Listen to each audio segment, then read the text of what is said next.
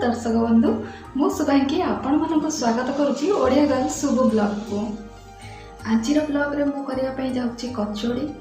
यही वर्षा पाग सांग को कचोड़ी मजा तो निरा आपण मैंने जानते तो आसतु देखो मु केमती कचोड़ी करुच्ची आउ वर्षा पागे कचोड़ी मजा नियंतु निजे खातु आ घर लोक मान भी खुआतु।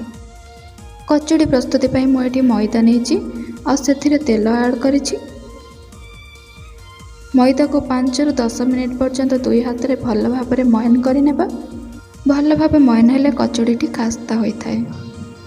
मैदा को एमती मुठे देखिए जब एमती गोल हो जाऊँ ताले जानवे जे भल भाव मयन हो जाइए। तो बर्तमान आम पानी पकईकि आपको भल भाव चकड़ी दबा।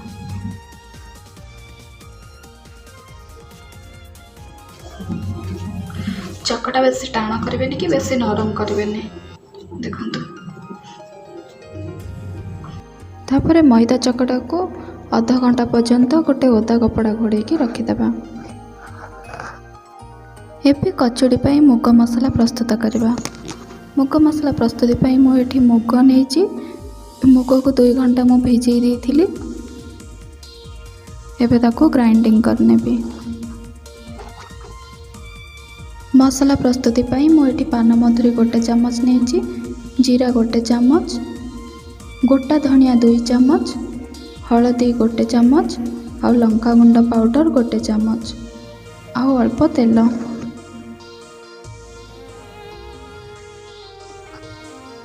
पान मधुरी धनिया और जीरा को ये मु भल भाव भाजी नहीं।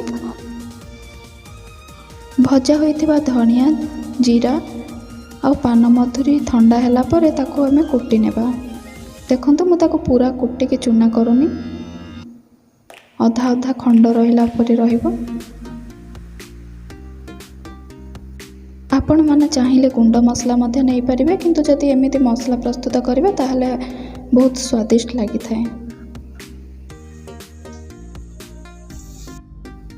मोटे कढ़ई रे तेल गरम करके कुटा होइथवा मसला को नैछि आको टिके भाजिबा। हमें बेसी भाजिबेनी, बेसी भाजिले सेटा पोड़ी जिवो, पोड़िले पिता लागिबो।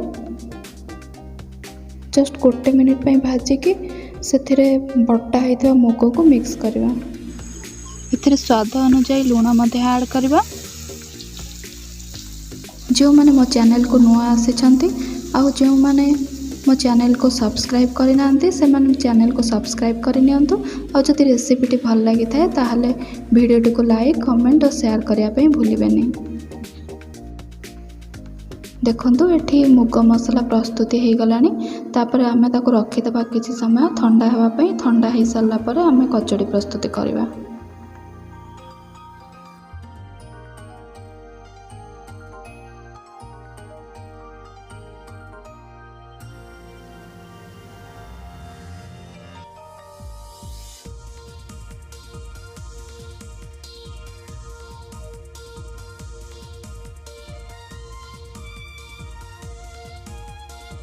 एठी वो मैदा को गोला कर नहीं रुटी हैला परे आ से मुग मसला पूरा दे ताको भल भाव बंद करने भी। तापर तेल हाथ होगी एमती छोट छोट कचोड़ी बनई नेबे।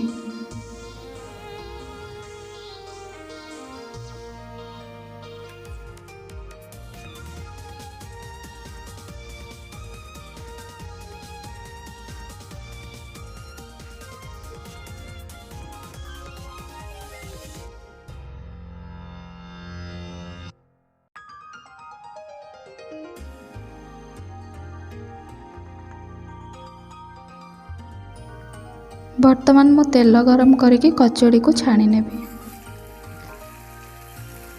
आपण माने चाहिए कचोड़ी को टिके मोटा भी रखी पारिबे। मो एठी टिके पतला रखिछु।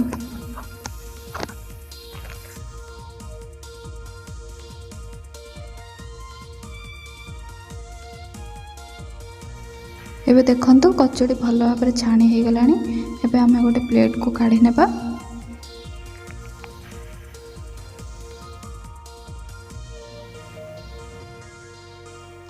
कचोड़ी सहित तेंतुलीर खट्टा मीठा चटनी बहुत ही टेस्टी लगी थाए। जदि आपण माने से रेसिपी जानिया पई चाहुचंती ताहले मते कमेंट बॉक्स रे जणांतु।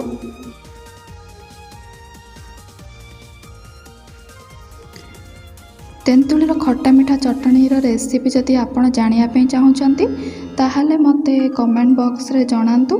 ମୁଁ ନିଶ୍ଚିନ୍ତ ଭାବେ ଚେଷ୍ଟା କରିବି ଆପଣମାନଙ୍କୁ ସେ ରେସିପି ସେୟାର କରିବା ପାଇଁ।